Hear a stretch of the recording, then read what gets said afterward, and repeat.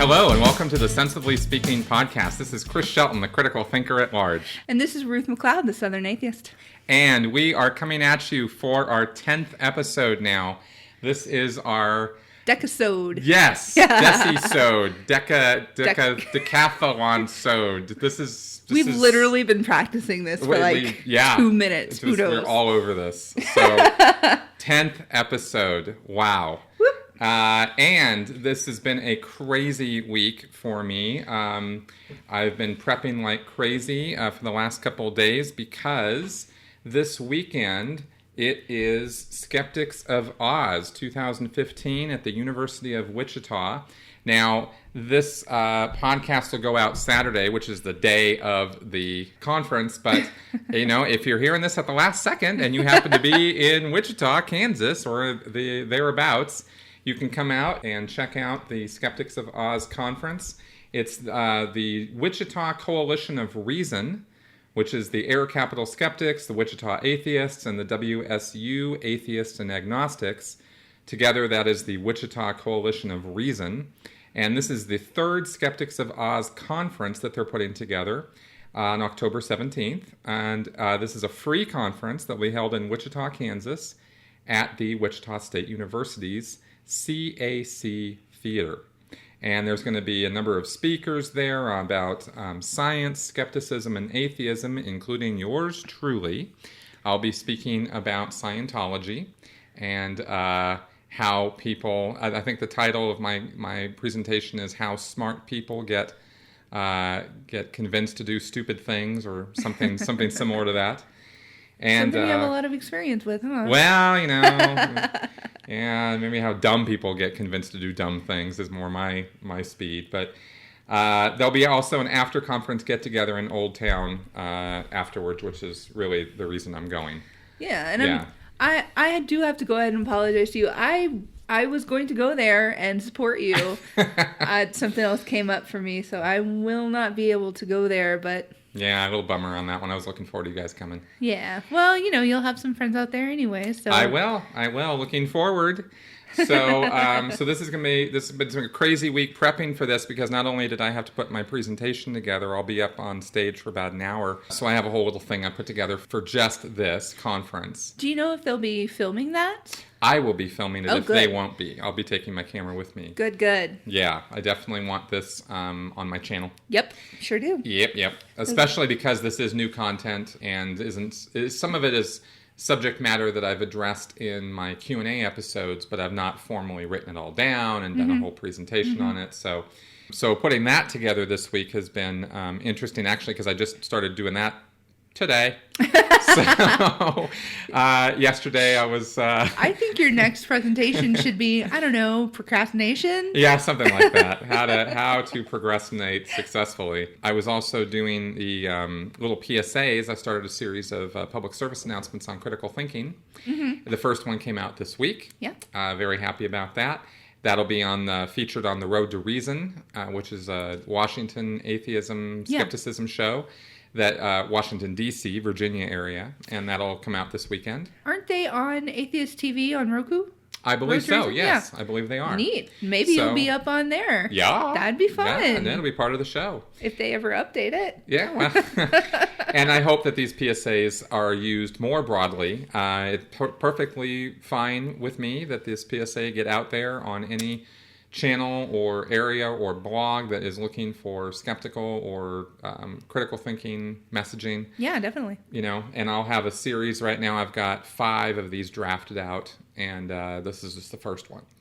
So seriously, you just do all sorts of stuff, and I just show up here once a week and just rattle on. And then I go home and drift back into the darkness. Apparently. Well, you're not necessarily totally true, because you're the president of the local atheist society here, right? I mean, yeah. It's not full-time work, but I know that is something you're involved in. And it is, but... you're a board member at the Secular Hub. That's not nothing. I did not mean to make this, let's focus on me here. I'm just saying. I'm just putting it out there I'm not that kind of No. asshole. This is all me. None of this is scripted or anything. I was just hoping other people out there are recognizing the fact that Chris is just being Beastmaster right now. Well, thank you. Thank you very much. And anyway, it has been a wild week for me. I did my weekly Q&A episode last night as well. So that's ready for posting on Sunday since I won't be here to do it over the weekend and stuff. So just keeping up with all my obligations to you folks out there because I take them seriously. That's why. I don't want to have obligations to you. There we go. We've got some interesting news. This is actually going to be our space episode. I know, super fun. Yeah, we've got some fun things to talk about this week. We're going to lighten it up this week. No, nothing on gun control this week. We're going to be doing some other things. Not that we should stop talking about gun control, but I think we just need a little bit of a a chill out session for a while. I could use a little break from that. Oh yeah. And so we do have some things to discuss in the news this week, as well as some space stuff. So.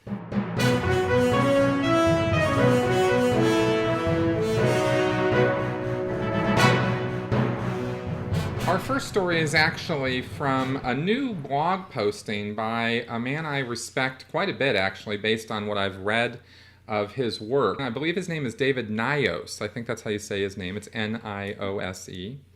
Used to be president of the American Humanist Association, and now I believe is still a member. And he is very much on a roll. He's written some books and whatnot about the problem with anti-intellectualism in the United States. And I think this is actually one of the smartest critiques of, some of the more inane things that we see out there in the media and the news, certainly, unfortunately, coming out of the Bible Belt. My people. Yeah, we just see examples of this all the time. And it just kind of hits us upside the face, really. You don't have to go very far to find this stuff in the media. I'd be happy to talk about anti-intellectual or rigorously stupid things that come out of the liberal camps or out of the left wing as well as the right wing. But to be honest, you just keep finding... It's just more prevalent. It just keeps coming out of the woodwork out of these guys. This camp, they just can't seem to stop. I grew up around this. I know. I'm trying not to be partisan, but it just kind of just keeps happening. And I'll tell you, a really good example of what I'm talking about is when you look at the Republican presidential debate or the Democratic presidential debate that just happened. Yes. It's night and day. It's black and white. It's like, oh my God. And I'm all about 50 Shades of Grey, but yeah, one of them was basically a circus. Right. And the other one was not so interesting because they stayed on topic. No name calling. No name calling. I stayed on issue. Just, had intelligent things to talk about with those issues. Yes. And it's such a difference. And I'm not saying that the Republican Party has always been this way. Absolutely not. Nor am I saying that all conservatives, I'm not trying to paint them all with a stupid brush because I know for a fact that's not the case. I certainly have my own conservative leanings, especially fiscally. But when you look at the representatives, we are a representative republic after all. Yes. And you look at the representatives that are put forward by the Republican Party who can't even come up with a new, speaker, right? A House Majority Leader, right? Mm. And yet they're, so after John Boehner, takes a hike and this is just a little bit of commentary here. It's not like I'm steeped in politics here, but just kind of watching this all happen. Yeah, and there's probably 17 different things going on in the background that we just don't see. Of course. But it just... It's very frustrating. It's incredibly frustrating. As a spectator who really doesn't have strong political commitments one way or the other. Mm-hmm. I will go both ways. I'm totally bi-political. I just said that. I just went there. Really? Yep. The look on your face, and I'm going, I don't know if he heard what he said. I am. Because I'm not strongly committed either way. I'm totally willing to support a Republican candidate who talks sense and who I can have kind of agreement with when it comes to social issues, political issues, how I feel our government should be being run. Mm-hmm. I got nothing on it, you know?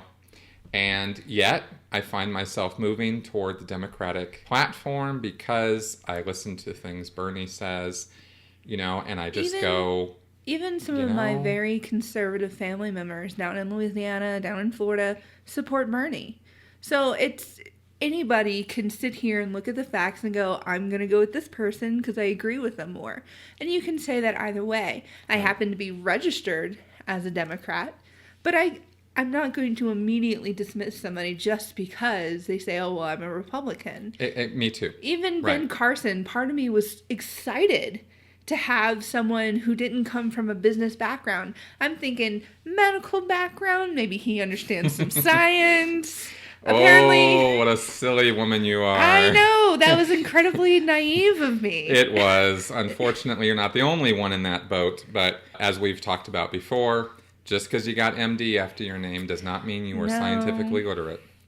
You should see some of the emails I get from doctors every now and then. Good Oh, grief. Yes. So, with that introduction, we move to David Nyos here and his blog, which he's now starting a new feature called The Weak and Stupid. And he's highlighting some stories that we found here, which were just, well, fascinatingly stupid. Yeah. Well, the one story out of the three that he talks about here is the one we're going to talk about. And this was, again, don't want to get into coming across like I'm just some big religion basher. I'm actually not. I respect people's religious beliefs.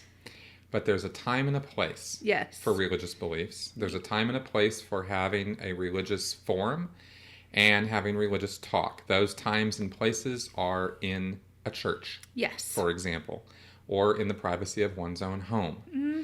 The places where I do not ever expect to see or hear religious discussion would be at, say, a school board meeting. Prayer in public schools was declared unconstitutional over 50 years ago. You just don't do it, right? Public schools are not a forum for religious belief. That's the thing. Right. If I was a religious person and I want to pray over my school lunch, peachy. Do it. Knock yourself out. Exactly. My teacher can't say, we're all going to pray now. Exactly. And the reason for that, quite obviously, is the United States is a melting pot. We've got people from all different religious backgrounds and religious faiths attending schools. These are public schools we're talking about now, not private schools. Yep. So you could have a class of 30 students, and odds are this won't happen, but you could have, quite literally, 30 different faiths represented in that classroom. Yep. So for any teacher to stand up in front of that class and say, we are now going to say a Christian prayer, or a Catholic prayer, or a Jewish prayer, or any kind of prayer. How quick people would burn stuff down if they learned that your kids were doing a Muslim prayer. There we go. Especially in the middle of friggin' Florida. And witness the woman we talked about last week on her Facebook rant, who didn't even want her kid to be taught anything about Muslim history, much less have a Muslim prayer said at the beginning of the class. Yep. So because that would be clearly anti-religious and discriminatory against, some students in that classroom, also, of course, you have students who have no religious faith whatsoever and are quite happy with that. That's the choice they've made. Yeah. So to hold them to, a mandatory prayer, well, it was deemed unconstitutional for a reason. But as David points out here, sometimes public officials just can't help themselves. And they have to put their Christianity on display for their constituents. And so what we had here was a school committee meeting where some of the members tried to ignore the law and put a prayer in to start the meeting. And this happens all the time, apparently. It's totally off the rails. But what happened here in Florida at Okaloosa County School Board meeting was they decided that they were going to start the meeting with a prayer, and somebody got up in order to give a more non-denominational or non-Christian type prayer. If I heard him properly, he was talking about Vishnu and various other gods and goddesses. And he had a very long prayer. I mean, it goes on and on and on. And so in response to this man giving this other non-Christian prayer, which was his I guess I don't really know why he was doing it either. I don't want any of it in there. Right. I think he was doing it to make a point. Well, he was, because they started with this Christian prayer. Right. And then this guy got up and started making this point of these other kinds of religious prayers. And suddenly, oh, jeez. out of nowhere, well, here's some audio. Set them free! Set them free! For the bounty. Set them free! Set them free! Set them free in the name of Jesus! None of us know. In the name of Jesus! Thank you. Oh, the blood of Jesus! The blood of Jesus will get you saved! Every word you say is falling. The blood is against you. The spirit of Beelzebub has got to go. The spirit of witchcraft, the spirit of warlock, everything. Good. So as you could hear, it was a bit of a riot because suddenly this school board meeting became a religious revival where quite literally with the video, which I'll link in the show notes, everybody was standing up and singing and clapping and praying to drown out this guy. Yeah. And this went on for 20 minutes. Who else needs some migraine meds? Anybody else? I think I'm going to take some.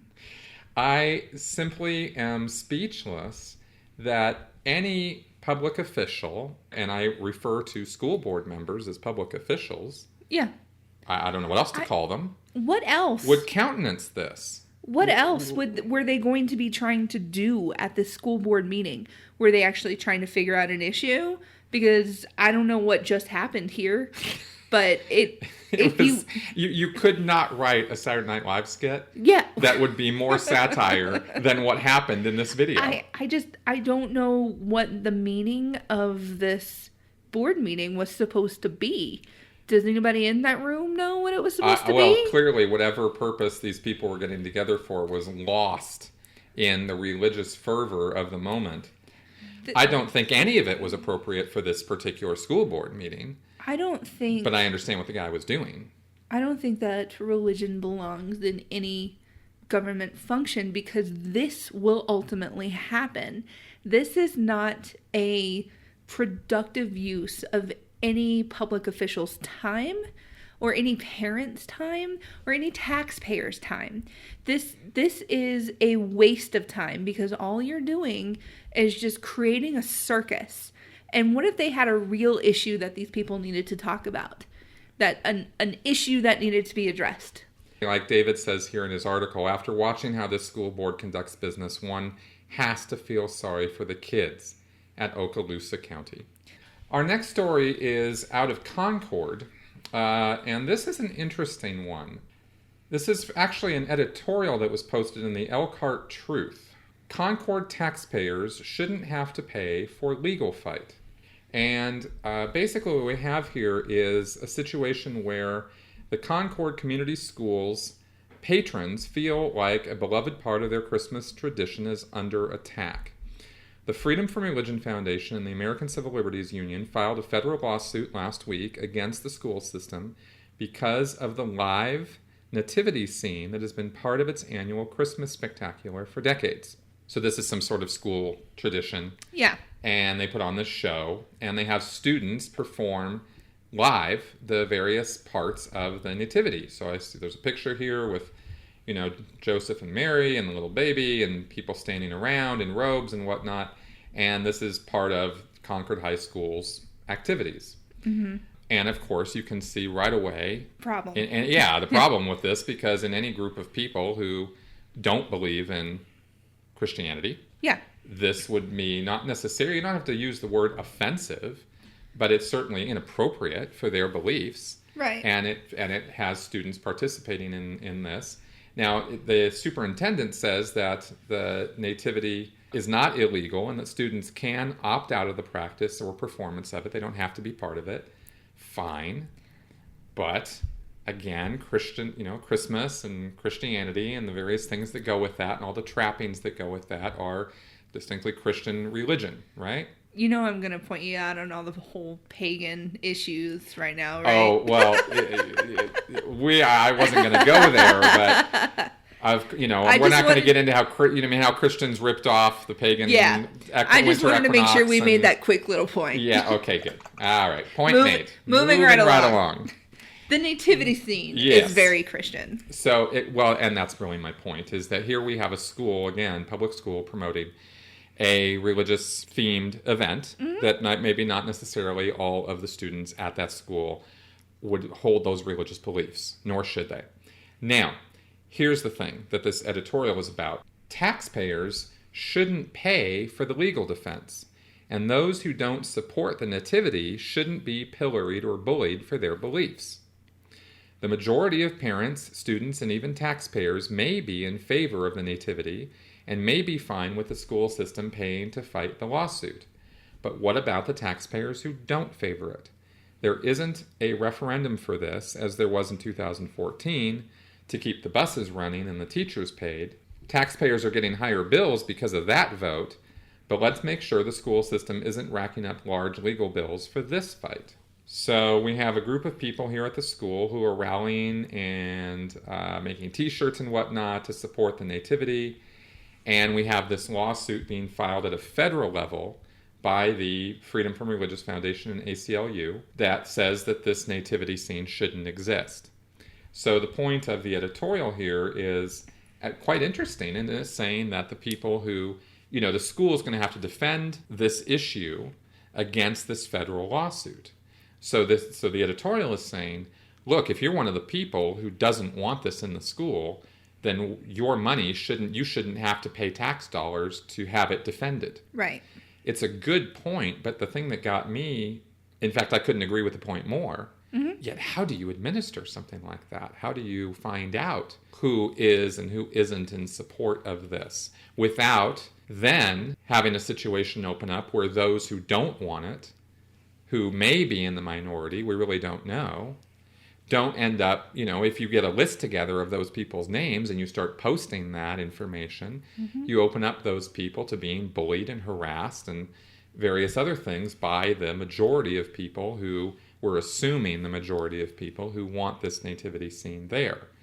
It could very well be the other way around too. And I wouldn't want to see the people who want it there to be bullied or harassed either on a personal level. I wouldn't want that to be happening to them on a personal level. Right, of course. Right, it has to go both ways. So, how do you find out? How do you pay for something like this? And don't. You're not supposed to. You're not supposed to have a legal argument or take something to court that is so obviously unconstitutional.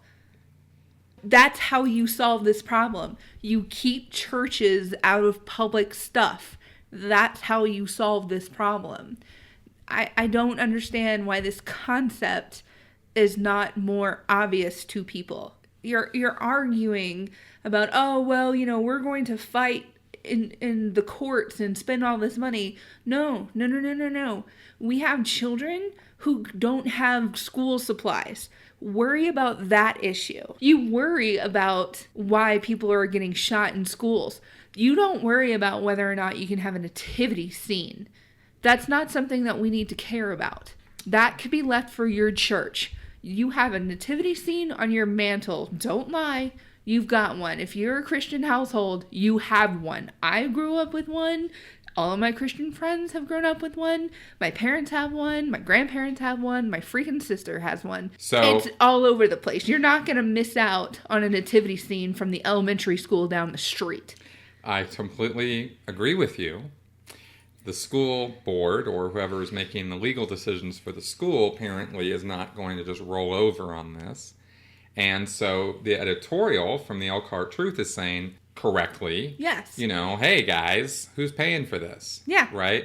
If you guys are going to mount a defense against the ACLU and the Freedom from Religion Foundation, who's paying for that? And it's a good call out to the school board to say who's paying for this, right? I hope it hits some people's heads that a lawsuit means money, and you're going to lose this lawsuit because it is obviously unconstitutional. Well, and that should be obvious. If you go through the comments section of this article, which I was just looking at, it's very not obvious to some of these people who were commenting. But you're absolutely right. They are going to lose this lawsuit, and this program is going to get canceled, and it would be a wise school board who would see that and who would cancel this program without having to incur the cost of a long legal battle at a federal level to have to defend themselves on this. They really should actually say, separation of church and state, freedom of religion. Yeah, we really shouldn't be doing this at a school. This is more appropriate for the kids who go to a church, and the church could put on something like this. Yes, and they most likely do. And that would be completely appropriate for them. Yes. No arguments with that. Anybody who had an argument with that would be insane. That would be a crazy argument to make, that you can't practice your religion in your church. But to practice your religion at school, I'm sorry, but that's just not acceptable. They had to raise money in taxes to keep the buses running and to pay their teachers. And they really want to bring a lawsuit about a freaking nativity scene? They want to defend against it. So I think that the Concord School Board is going to have some serious thinking to do on this. And I think that those people in that community who are against this at least need to privately reach out to the school board and say, look, guys, I'm not cool on our tax money being used for this. Right. So you guys need to, stop defending an indefensible position, and they need to make their voices heard. And I think that's probably about the most sensible solution I could throw out there for these guys, is because the school board should not be defending themselves on this. They should simply cancel the program. Yes, they should. All right, and another story here in the news in the "you have got to be kidding me" category. Anti-bullying seminar offers education on human rights. This is actually a paid press release out of Clearwater, Florida, with guess who? No. Yes. No. Yes. No. The Church of Scientology and one of its front groups, which is called United for Human Rights. This one is the Florida branch of United for Human Rights. This was actually a group that was put together by a Scientologist and her son, who decided that human rights education in schools would be a good thing to do. They're not wrong. They are not wrong at all. In fact, they're very, very right. And what they did, and this was on their own bat, this was before Scientology got involved, is they actually put together a booklet based around the principles laid out in the Universal Declaration of Human Rights, which is, if you don't know, an amazing document that Eleanor Roosevelt actually participated in and pushed getting through and getting international support for, which is why it's called the Universal Declaration of Human Rights. And this is an amazing document that was written back in the 40s, I think following in the wake of World War II. It actually defines the specific points of what human rights are for all people. U2 reproduced the Universal Declaration of Human Rights in one of their albums, in the album notes. Oh. Because they wanted to push this as part of their whole Amnesty International push. And it was well placed. So anyway, these couple Scientologists sort of rewrote the points of the Universal Declaration of Human Rights in very easy to understand language. Not that it's hard to understand, but it is written by adults for adults. Mm-hmm. They wrote it very simply, all the points of it, or most of the points of it, for children to understand. And they put this together in booklet form. There was a song written about it. They tour around. They made some videos to represent each of the different human rights, which were actually pretty good videos. So all of that's fine. My problem with this is that the Church of Scientology backing this is a total, complete, and 100% farce. Yeah. It's ridiculous. And of course, the reason why it's ridiculous is because I happen to have personal experience and knowledge about the human trafficking and human rights violations that are a daily part of the existence of any Sea Organization member who works as the core of Scientology. It's just part and parcel of what they experience every single day. So to have, and then bullying, you have testimonial after testimonial from people who worked with the leader of Scientology, David Miscavige, that he is nothing but a bully. Yeah. And he does nothing but literally beat on and bully his subordinates. And this is well documented material. So I just could not help myself. I had to comment on this because it came across my radar. And it was just sort of the ultimate in, not irony. We already cleared up before I even started on this that this is not ironic, but it is insane. Yeah. that the Church of Scientology has the nerve to sponsor, an event in honor of National Bullying Prevention Month is just ridiculous. I like how somebody wrote a commentary on this, and it says, upon discovering how pervasive bullying was becoming on a planetary scale, Miscavige became determined to find a way to exploit it for fundraising. Quell this growing problem. Exactly. And that is actually this whole story, and what I told you about those two Scientologists who started this is exactly the epitome of what she just read, because that's actually how it started. It was started off not as a money-making scheme or a fundraising scheme. It started out with two people who actually wanted to do something to forward education to grade school kids on human rights. Yeah. Very, very correct move on their part. Right. Totally should be supported. Absolutely. Then Scientology sees that this is something that can be used to get the name of Scientology into schools, right? And present this facade of agreement with human rights and with the Universal Declaration of Human Rights, when Scientology is anything but in agreement with people having basic human rights, as witnessed by their disconnection. Right. Their shunning. And their, and the human trafficking that goes on and whatnot. So anyway, point being made on that, but I just could not help but bring this up because it just was too much in my face to not comment on.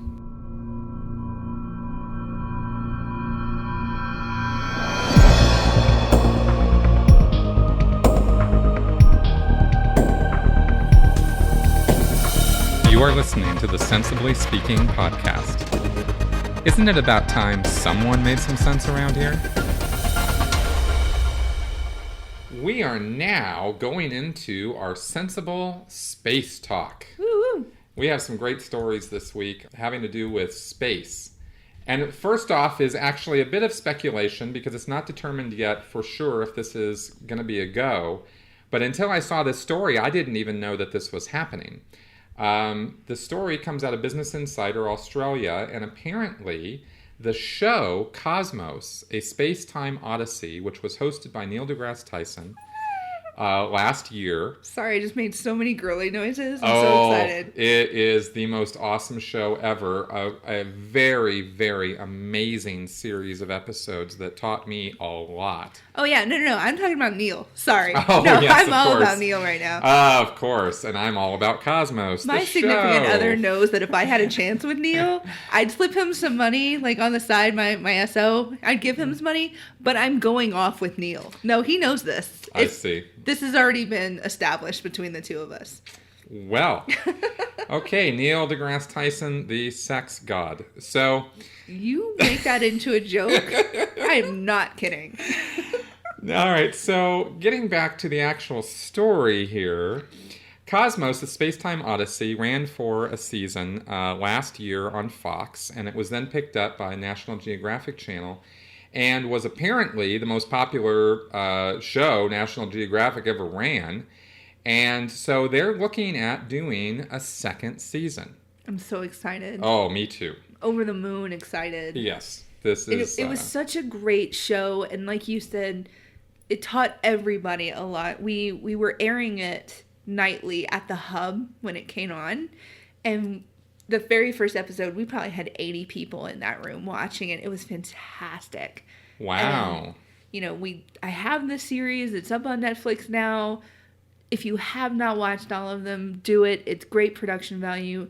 Neil is incredible at being able to talk to you and explain concepts that I would not get. Like, I've watched the Carl Sagan ones, and I love Carl Sagan.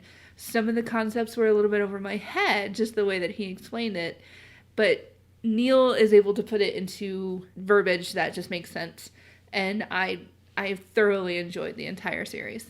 As did I. And I thought that one of the criticisms of it was that it seemed to be targeted toward grade school or high school children. And I thought to myself, how is that a criticism? That is exactly the people who should be learning about this and watching it. Which is why it made more sense to me, probably. But I have no argument with that whatsoever. Yeah. I felt it was completely appropriate. I'm not really a sciencey person. My background is on sociology. I have a degree, so sometimes I have to remind myself that I did go to college and I have a degree. When I do something stupid, it's like, man, I paid money to go to college.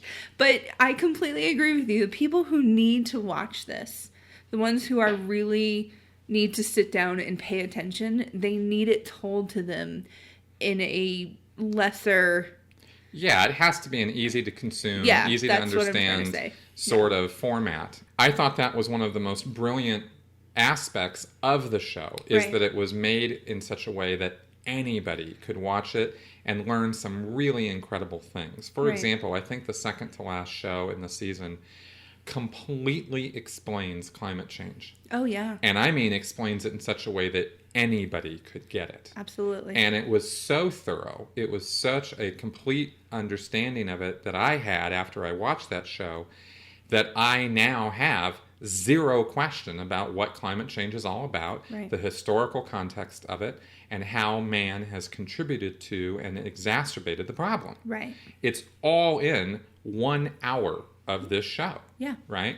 And that is just one part of, multi-episode series of shows about the wonders of science and rational thought and the history of that and how we've gotten to where we are now. Right. So to hear that there's a second season was like, oh my God. I'm stoked. Yeah. I'm so excited right now. Exactly. Now, here's exactly what Neil deGrasse Tyson said. We're converging now. Nothing greenlit, but we're getting the band back together and we're meeting with some of the heads of the Fox network by the end of the month. So we should know something. And Seth MacFarlane has actually tweeted, early preliminary discussions for a second season of Cosmos. If you want to see more of the great @Neil Tyson, tweet him your love. Yay. So get out there on the Twitter sphere, guys, and tweet your love at Neil Tyson, because we want to see this show have wings and we want to see this thing take off. How can you not want to see more of Neil? I'm with bated breath over here. Like, I'm so excited. Yeah, I was kind of interested in maybe getting some more science education. Oh, well, yeah, that too. Yeah. That too. Yeah. When he came to Denver in January, I went and saw him. Just fascinating to listen to him talk, because this man obviously loves his subjects.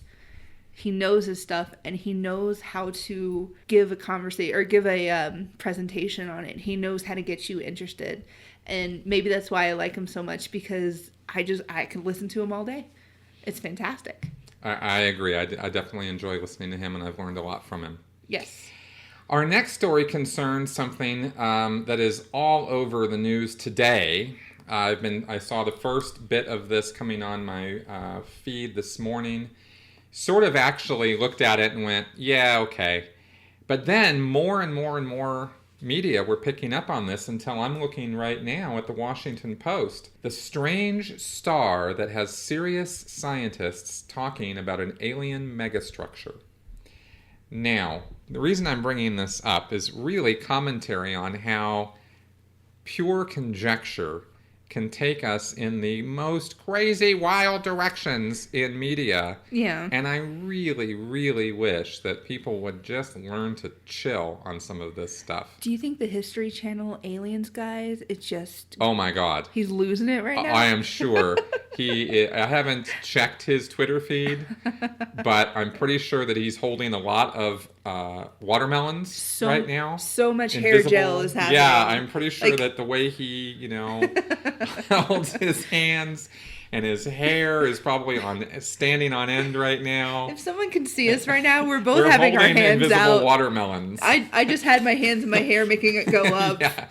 We love that guy. We need a periscope in here. Seriously. I'm not saying that it's aliens, but... Aliens. Yeah. It's aliens. Yeah. So this story has sort of gotten that ridiculous. And so I want to kind of... But it is fascinating. Well, it is fascinating. It really is. And I wanted to actually just take a moment and discuss the real science here. Yes. And what was really going on, because it has a lot of potential. And right now it's wide open. We have absolutely no idea what this phenomenon is explained by. Mm-hmm. And alien megastructures and Dyson spheres are fascinating to talk about. Yeah. But they're really just right out of books right now. Yeah. What's happening is a distant star, which is identified simply as KIC 8462852, the sexiest name ever for a planetary... I was about to say, let's turn that bitch into a hashtag and let's go. Yeah, hashtag KIC. So this is a distant star with a very unusual flickering habit.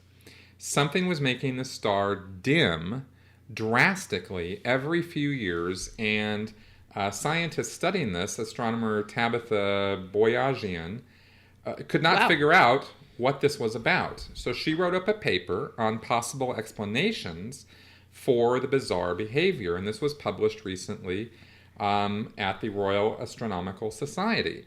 And so another astronomer, Jason Wright, over at Penn State, helped develop a protocol for seeking signs of unearthly civilizations, which is fascinating that somebody would do that. How do you identify another world civilization? Is that your job? Yeah, well, this is this man's is a job. Researcher, and this that's what he did. Does.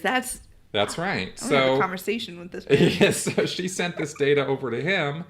It looked like the kind of star that he and his colleagues had been waiting for, because the star's flux, the light dimming, didn't seem to fit any sort of ordinary phenomena that would explain why it was doing that, right?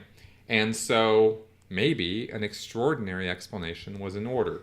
Now, nothing, let me say that again, nothing about this is anything more than conjecture right now. Why are you killing people's hopes and dreams? Because I'm an evil person and I must be destroyed. Evil bastard. I am. So Wright himself said, aliens should always be the very last hypothesis you consider, but this looked like something you would expect an alien civilization to build, meaning that the explanation of the light dimming could be some kind of structures around the star, some sort of mega structures. We're talking about building things around a star now. Yeah.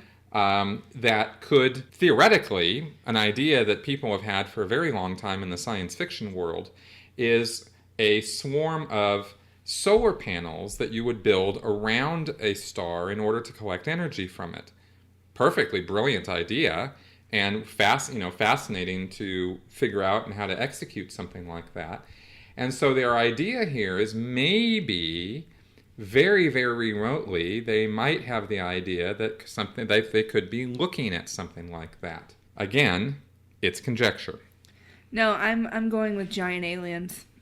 I'm they sure built you a are. structure around a star. They're giant aliens.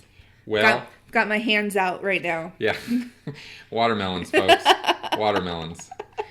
Now, what they need to do now as a next step in order to gather more information is basically get access to massive radio dish arrays that are built around the world in different places. I don't know off the top of my head where they all are, but I know China's got something big. I know that there's something down in one of the islands south of Florida, I think Arizona or New Mexico or something. Yeah, Hawaii, I think, has one. Mm-hmm. Anyway, they need to get access to these massive radio dishes so that they can point it at the star and search for radio waves emitted by technology, so that if there is technology up there, they'll be able to actually detect it. You think that would just be like a simple phone call? Dude, aliens, go here. Look here.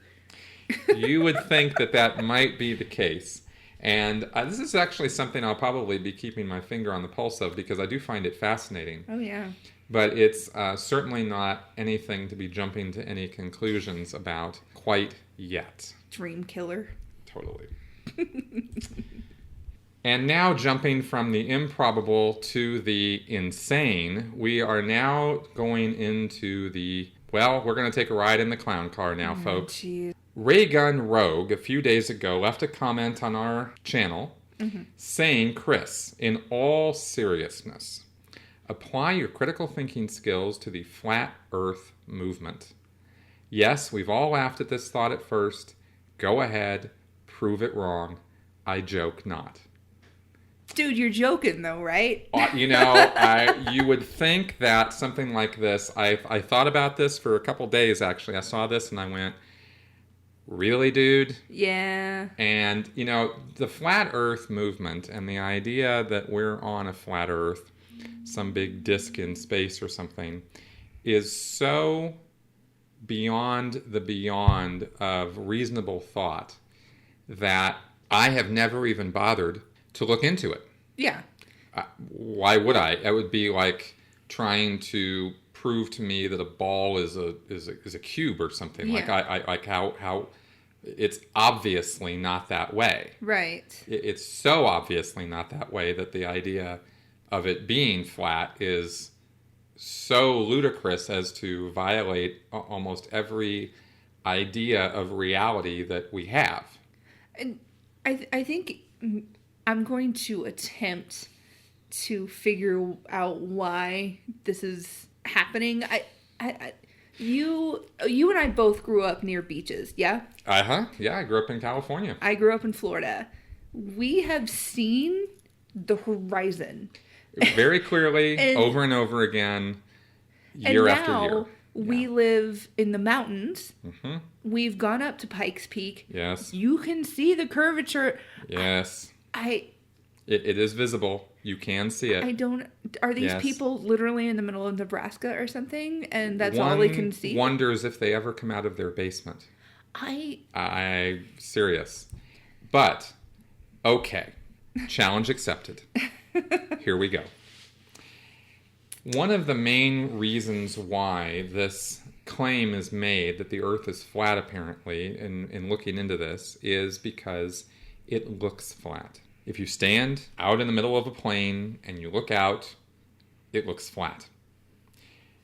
What they fail to mention is that a very large sphere would appear to be flat if you were, say, an ant walking on that sphere, a very tiny person, walking around on a sphere at the scale of human beings to the size of the earth as a sphere, it would appear very, very flat to you. The curvature, it takes miles to stretch out. Yes. Right? So there's the observation that the flat earthers are making that they're basing this on. Okay? One of the other things, apparently, that they have put out there is something called the Bedford Level Experiment.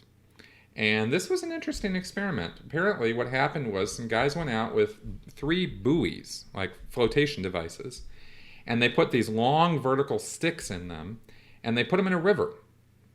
And the river didn't have much in the way of any flow. It was a pretty calm river. And they separated each of the buoys by 5 miles. Mm-hmm. So this is a very long river. Yeah. Right? And I imagine that this was on a stretch that was pretty straight stretch of river. So you have 15 miles. That's not really too much to ask. Yeah. And you stick these buoys in there. And then they had a telescope set up perpendicular to the river a mile away from the center of these 3 buoys. So 1, 2, 3, right? So buoy number 2 is in the middle. And they set this thing off a mile away. And they said that if the water and the earth was flat, then all the posts sticking out of these buoys should be at the same height. Yes. Well, the telescope showed that the center post was 5 feet higher than the other 2 posts. So, the water's surface was in fact curved. There's no way around that observation. You look at that, okay, this post higher than these other 2 posts. Mm-hmm. You're looking at a curved surface. Big shock. Right? Yeah. Well, sure, big shock for us. Now, apparently, the Flat Earth Society is stating on their website, or amongst their claims, that the Bedford Level Experiment produced exactly the opposite reaction, and that the poles were actually the same height. Did they recreate it?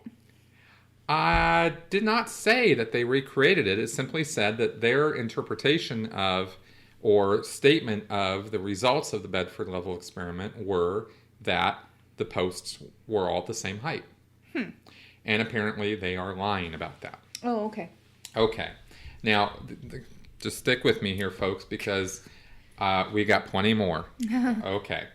My head's going to explode. Now, this is where things really go over into, well, crazy. Nah. So they're saying, amongst the flat earthers, that, the most obvious and predominant evidence that we have that the earth is not flat are pictures of the earth. We've sent people into space. We've sent people to the moon. They took pictures of the earth from space, and they transmitted those pictures back, or they brought the film back, etc. And we have that. Yeah.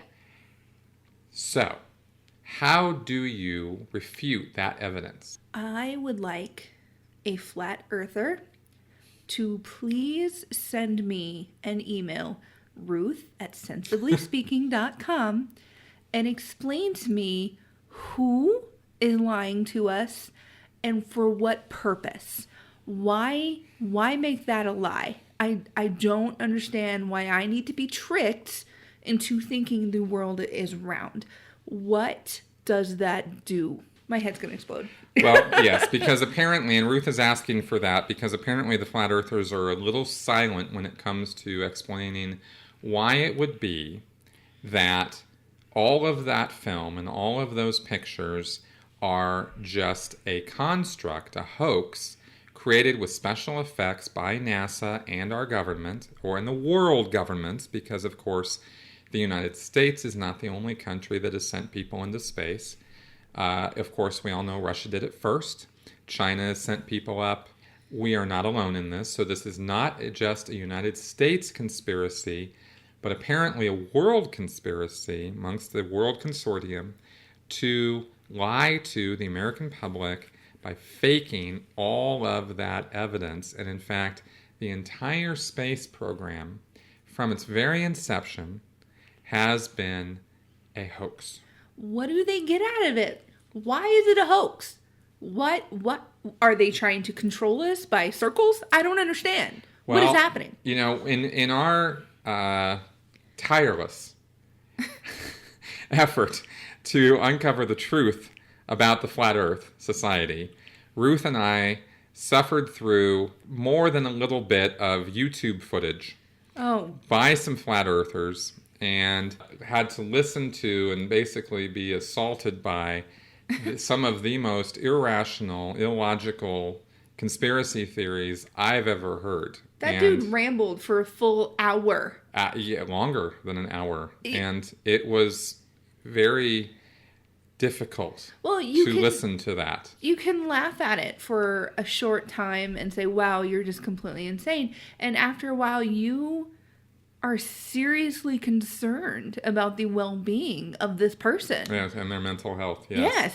Because what goes on here, apparently, in terms of explaining what's going on with this big conspiracy is you quickly descend into the madness of 9/11 truthers and the New World Order. False flag. And the false flag attacks. And it's just an endless parade of unfalsifiable claims made really off the top of people's heads, connecting dots that should never be connected. At least the 9/11 conspiracy people are giving me a reason. Oh, well, it's a conspiracy, so we can go fight Iraq or whatever. At least the anti-vaxxers have a reason. It gives you autism. There's no reason for this it feeds conspiracy. into this whole, with this way of thinking, that's why I'm making the point that it quickly connects dots to all the other, let's just say I'm being really nice when I say highly improbable conspiracy theories about the Illuminati and the New World Order and the centuries, millennial-old master conspiracy plan of 12 men ruling the world so as to enslave all of mankind.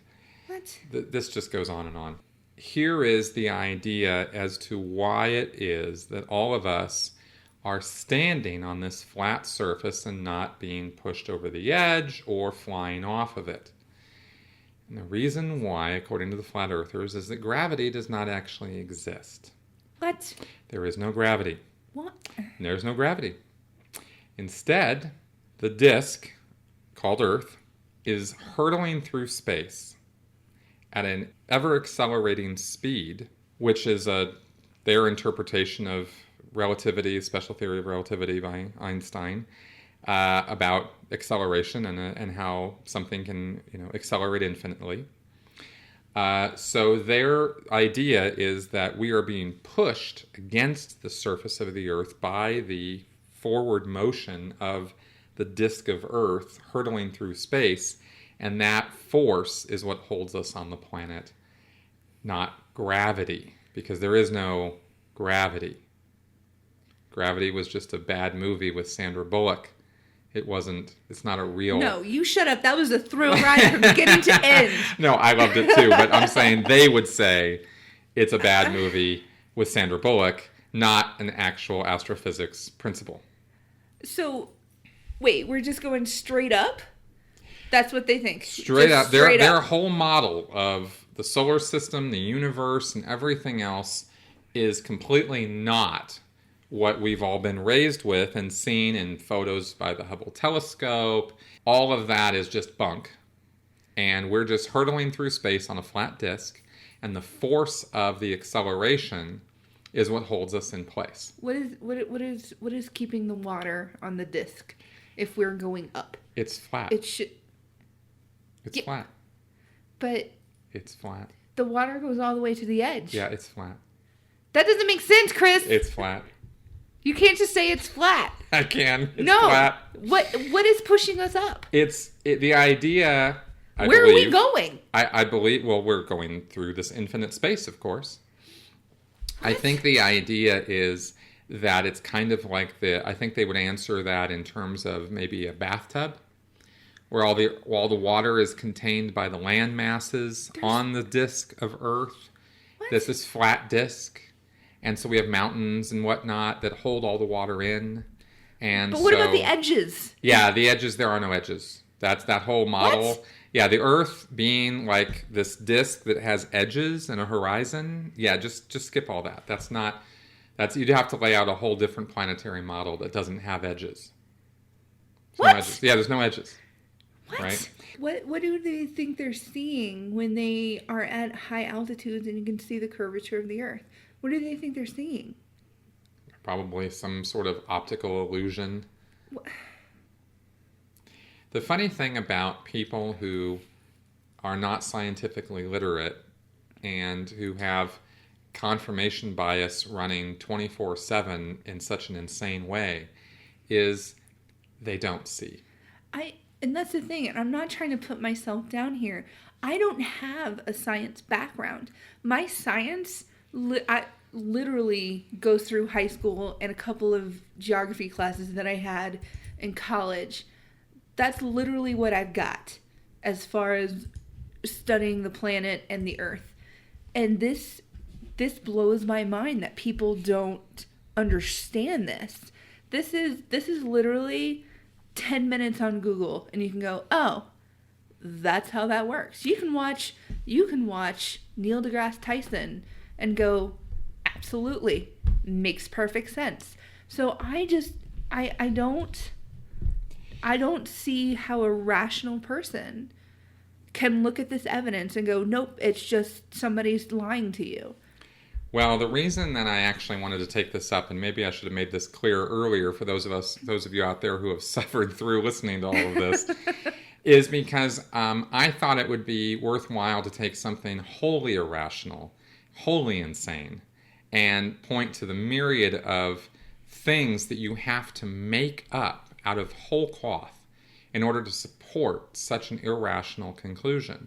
Because it really is a lesson in critical thinking that we all actually can learn something from, because the truth of the matter is that out there in the big wide world, all of us kind of engage in one fashion or another this kind of thinking in some part of our lives. We have wishful thinking and confirmation bias, where we only look at facts and ideas that verify our own beliefs or our own thoughts or the way we look at things.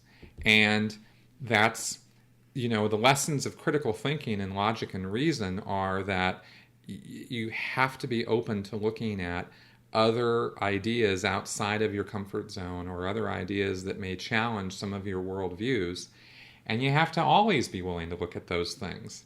And, looking at the flat earth stuff was kind of amusing because, of course, I'm not really very open to a flat earth theory. However, I will honestly tell you that when I went and looked at their information, I actually did read it with an open mind to see what they had to say and what evidence did they have which backed up their claims. Their evidence was so quickly debunked that it became ludicrous to support that position. Right. But it's an exercise that we all should engage in from time to time with our own beliefs and our own ideas about things, because you'll see and learn things that you might not see and learn otherwise if you don't open up your mind to it. So, in a way, that was one reason why I wanted to kind of go over this, in addition to the fact that I really was asked by somebody to do that. Yeah. So, and I think Chris just likes torturing all of us. That's really all that was. Because I'm going to go home now, and it's going to bug me for a while. Why? If you can just give me any example as to why someone would lie about this, I might be able to go, you know what? All right, fine. Whatever. As long as you've got a reason, I can respect you a tad bit more.